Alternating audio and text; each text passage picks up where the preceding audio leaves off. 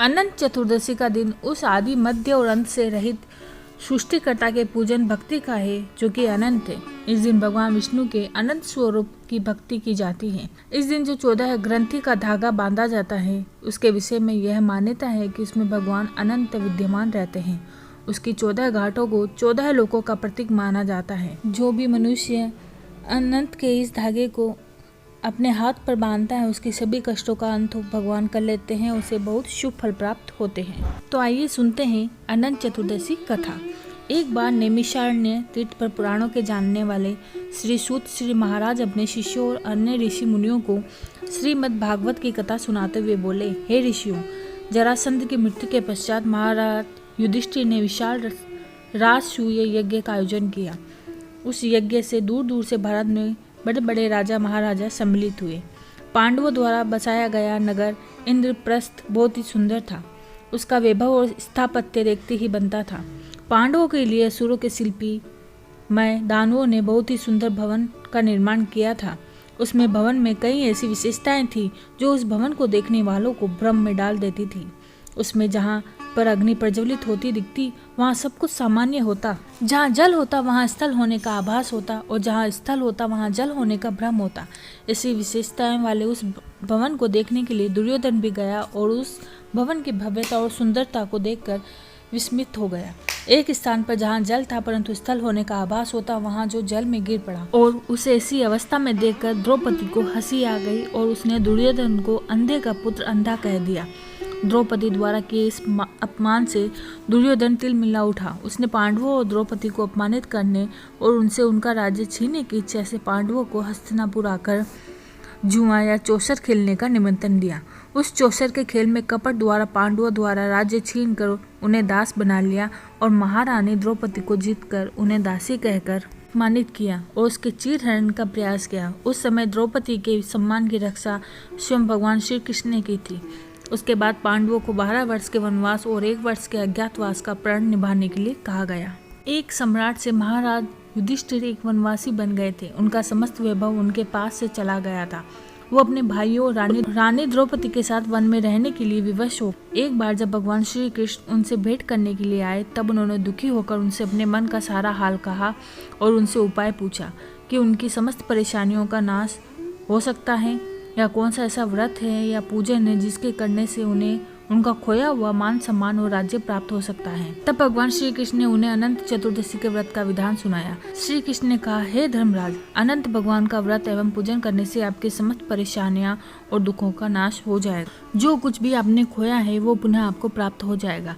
आपकी सभी मनोकामनाएं पूर्ण होंगी। यह कहकर भगवान श्री कृष्ण ने उन्हें अनंत चतुर्दशी के व्रत की विधि बताकर उसकी कथा सुनाई।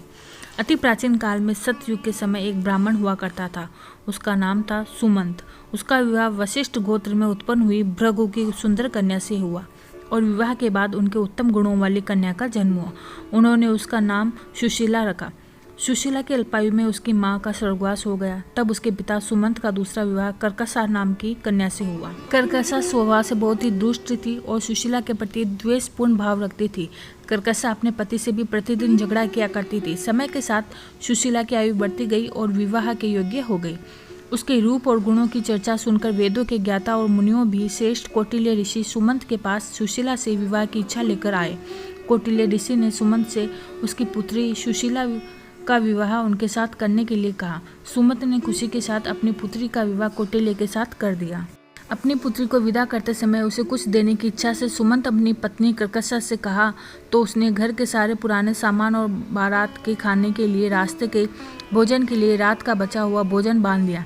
यह सब सुशीला ने देख लिया।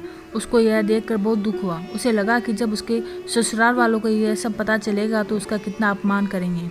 उसे उनका तिरस्कार भी सहना पड़ेगा। यह सोचकर उसके मन में आत्महत्या का विचार आया। जब मार्ग में सब एक नदी के किनारे रुके तो सुशीला नदी में डूबकर आत्महत्या करने के विचार से वहां पहुंच गई। वो जब वहां पहुंची तो उसने देखा कि वहां पर बहुत सी स्त्रियां कोई पूजन कर रही थी। सुशीला ने उन स्त्री से पूछा कि आप लोग यहाँ क्या कर रही हो। तब उन्होंने उसे बताया कि आज अनंत चतुर्दशी है, हम सब अनंत भगवान का व्रत एवं पूजन कर रहे हैं। इसके करने से मनुष्य की सभी मनोकामनाएं पूरी होती है। तब सुशीला ने उनसे अनंत चतुर्दशी के व्रत एवं पूजन की विधि पूछी। तब एक स्त्री ने उसे बताया कि हे सुशीला, यह अनंत चतुर्दशी का व्रत और इसमें भगवान विष्णु के अनंत स्वरूप का व्रत और पूजन किया जाता है। पूजन के बाद 14 ग्रंथि वाला धागा शुद्ध करके स्त्री अपने बाएं हाथ पर और पुरुष अपने दाएं हाथ पर बांधते हैं। इस धागे को बांधते समय अनंत भगवान से प्रार्थना करें कि हे अनंत देव, आप इस संसार रूपी सागर से मुझे पार लगाओ और मेरा उद्धार करो। आपको बारंबार प्रणाम है। फिर सूत्र को अपने हाथ में बांधे और अनंत भगवान का ध्यान करें। तब सुशीला ने वही व्रत का संकल्प किया और पूजन करके अपनी बाह पर 14 ग्रंथि युक्त सूत्र बांधा और अनंत भगवान से प्रार्थना करी, हे प्रभु, आप तो सब जानते हैं, आज मेरे ससुराल वालों के समक्ष मेरी और मेरे पिता का लाज रखो। मैं आपसे यही मांगती हूँ। यह ध्यान करके जब सुशीला वापस उसी स्थान पर पहुंची तो उसके पति ने उससे पूछा कि वो कहाँ गई थी। तो उसने कहा कि आज अनंत चतुर्दशी है और मैं नदी किनारे अनंत भगवान का पूजन करने गई थी। इधर उसके बारात के सब लोग आनंद से भोजन कर रहे थे। वहाँ भोजन में तरह तरह के पकवान थे। सबने सुशीला के परिवार की प्रशंसा की। तब सुशीला ने अनंत भगवान का आभार किया और अपना व्रत पूर्ण किया। जब वो अपने ससुराल पहुंची तो उसे अनंत चतुर्दशी के व्रत का महत्व पता चला।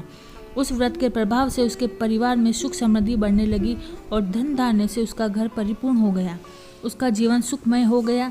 एक बार उसके पति की दृष्टि उसके हाथ पर बंधे सूत्र पर पड़ी तो उसने सुशीला से पूछा कि यह क्या है, तुमने इसे क्यों बांध रखा है। तब सुशीला ने कहा, हे स्वामी, यह अनंत भगवान का सूत्र है। मैं अनंत भगवान का व्रत करती हूँ और उन्हीं की कृपा से आज हमारे पास धन धान्य सब कुछ है। सुशीला के ऐसे वचन सुनकर कौटिल्य ऋषि अहंकार वंश अनंत सूत्र को तोड़कर जलती हुई अग्नि में फेंक दिया और सुशीला ने तुरंत अनंत सूत्र को आग से निकाला और उसे दूध में डाल दिया।